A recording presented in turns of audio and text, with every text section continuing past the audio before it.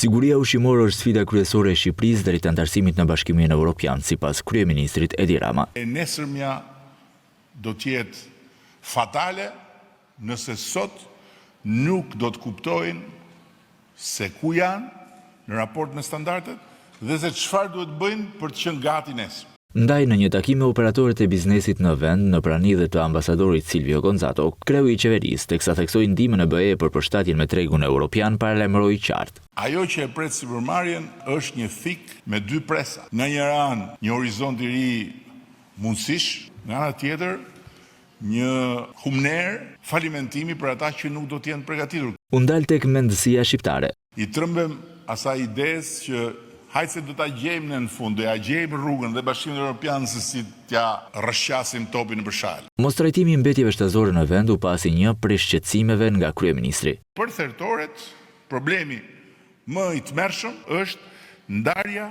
e mbetjeve që nuk janë për konsum.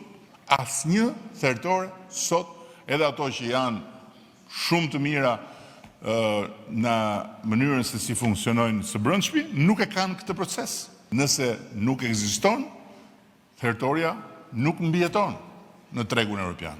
Po ashtu solli edhe një prej sektorëve që në kushtet në të cilat ndodhet nuk do t'i mbijetonte tregut evropian. Sektori i qumshit është një tjetër sektor që nëse do të ishim sot antarë të Bashkimit Evropian, nuk do t'i mbijetonte dot kërkesës së standardeve.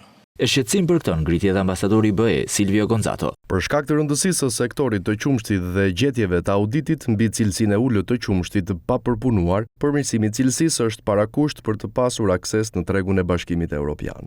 E krahas plotësimit të kritereve të BE e reformimit tërësor, kryeministri pati një kërkesë edhe ndaj inspektoriateve. Kërtimi i një kulture dhe i një praktike kontrollesh zyrtare për t'i dhënë fund një ere mirë në të gjithë inspektoriatet, traditës së vjetër edhe të shëmtuar të kontrolleve të befasishme të iniciuara nga vetë inspektorët. Sipas Ramës, nevojitet ndërtimi një kulture dhe praktike kontrollesh zyrtare mbi bazë risku të harmonizuara dhe monitoruara nga qendra.